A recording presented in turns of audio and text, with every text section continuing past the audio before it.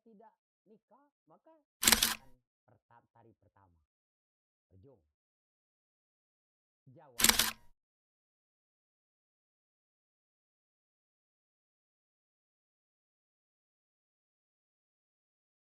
Asal-usul tari manyo-manyo. Pada zaman dahulu kala, nenek moyang kita hidup dengan aman damai yang dikepalai oleh raja-raja. Akan tetapi, kehidupan itu mulai diganggu oleh orang luar masuk ke Indonesia, yaitu orang kulit putih atau orang Belanda. Apa tujuan mau ke Indonesia? Tidak lain dan tidak bukan untuk menjajah.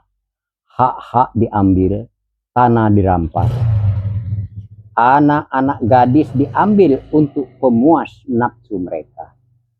Timbullah kesedihan yang sangat dalam, terutama sekali bagi ibu-ibu. Pada waktu itulah timbul kata-kata manja-manja atau manyo-manyo. Bagi ibu-ibu berjalan-jalan sore di halaman rumah, sambil menggendong anaknya, sambil meneteskan air mata. Takut anaknya diambil oleh penjajah. Kata bapak-bapak, ibu-ibu, andai kata anak kita selamat, tidak diambil oleh orang penjajah, maka waktu dia nikah, kita hibur dengan tari manjo-manjo. Coba ibu-ibu lihati langit. Ada burung elang, ada burung lelayang. Dia sangat gembira dan menari. Oleh sebab itu tarinya kita ambil atau kita buat dari tari elang, tari lelayang, tari seluang ngambat ulak. Kalau anak-anak kita sudah akad nikah, maka dia hiasi dengan kundai lengkok paku bepuncak rebung, tajuk gayo bepagar bungo, tai lalat tanam tungku, gelang sepasang pakai kunci, kalung rantai berundung-undung. Celana tabur bebaju tabur, ambal kelintang tabur pulo. Awak alap dia ditekan pakai, jumbang ditekan peguruan. Melinggwak rupoyo sikwa, kalau melinggang kadelok sulang.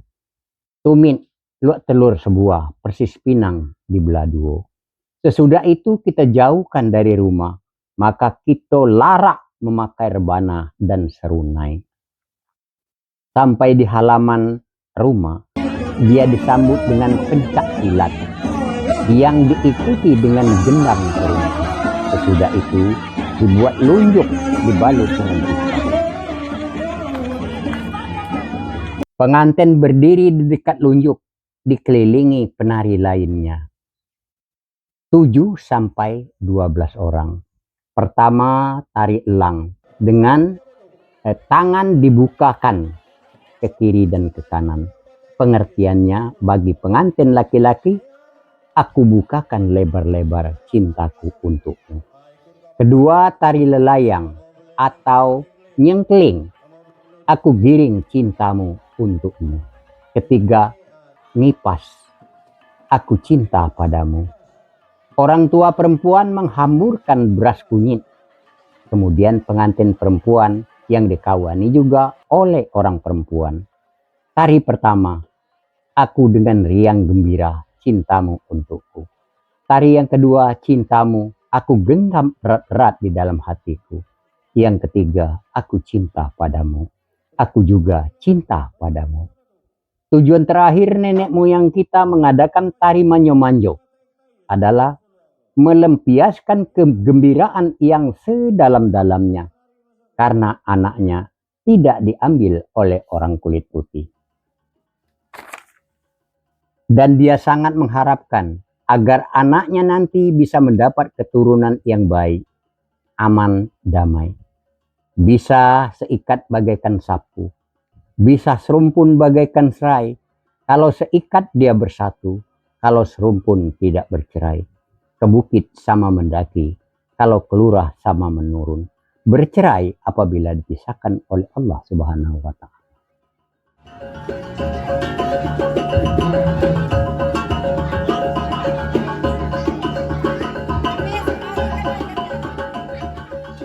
manjo itu hampir seluruh Kabupaten Seluma menggunakan tari itu.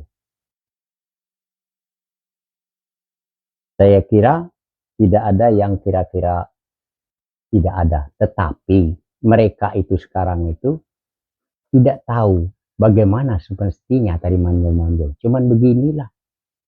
Tidak ke belakang. Tidak mengupas. Dia seharusnya 3 itu. Karena terus terang aja, budaya kita dulu tuh hampir habis. Itu. Untuk penari, pengantin laki-laki, pengantinnya di dekat lunjuk menari dikelilingi oleh orang laki-laki dengan berpakaian lengkap. Pakai baju tangan panjang, pakai peci, memakai kain. Juga perempuan. Perempuan harus menggunakan kerudung, pakai baju tangan panjang, pakai kain. Dia dikelilingi oleh perempuan yang lain, dia di dekat unjuk. Dan orang tua menghamburkan beras kunyit. Dia tempatnya di halaman rumah yang luas. Biasanya orang menyambut itu menyambut pengantin perempuan atau pengantin Tino baliak dibatai pengantin lanang. Itulah disambut itu. Kalau lanang datang ke Tino itu belum disambut dengan tari itu. Kalau Tino pergi balik ke pengantin lanang itu disambut dengan tari manyo-manyo. Ngapo mangko dia belum disambut pengantin lanang? Dia belum akad nikah. Tari manyo-manyo itu setelah dilaksanakan akad nikah baru menggunakan tari manyo-manyo. Jadi untuk tari manyo-manyo itu yang dipakai redap dengan kolintang. Ada juga yang menggunakan serunai tapi tidak banyak. Mungkin terbatas desa daerah babatan itu ada dia menggunakan serunai. Kolintangnya ada yang 6, ada yang 4. Nah, membedakan antara suku dengan suku bunyi kolintang itu. Ada yang kelintang 6, ada yang kelintang 4. Begitu juga bunyi rebananya. Cuma disitulah bedanya. Kalau untuk berjung, itu biasanya rejungnya agak sedih. Contohkan rejungnya. Nah, itu rejung biasanya kadang-kadang itu dipakai Koto Bengkulu. Ada yang dipakai menggunakan cerai ini. Aku cobakan yang Kota Bengkulu. Ya Allah, adingan ading Kota Bengkulu. Belari Kota Bengkulu, belaris Kota Delinggau. Raden angin munggah kemusi siwar tekebat tiang anda doading tiang anda rondo tepego nian aku kundang lengit senaro hilang apung kepingin apung kepingin sudah pergi terapung labadan tinggal surang.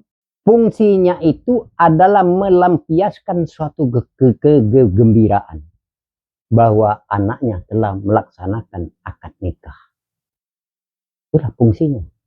Pelampiasan kegembiraan bagi kedua-dua orang tuanya. Dari laki-laki, dari perempuan. Manyo-manyo itu dipakai juga kalau di zaman dahulu penyambutan raja-raja. Karena nggak ada. Mau disambut apa? Nggak ada. Cuman itulah yang keseniannya. Raja-raja datang, sambut dengan itu. Kemudian ada pembesar-pembesar lain yang datang, disambut dengan itu. Harapan saya, tari manyo-manyo itu ke depan itu kembali seperti awal. tarinya 3 kali, bukan hanya gini aja. Nyengkelin, ngipas. Karena itu sudah ada artinya semua. Kalau ini aku bukakan cintamu lebar-lebar untuk. Kalau ini aku giring cintamu untukmu. Kalau ini aku cinta padamu. Ngatohnya Binio tadi, tahu Binio? Istrinya.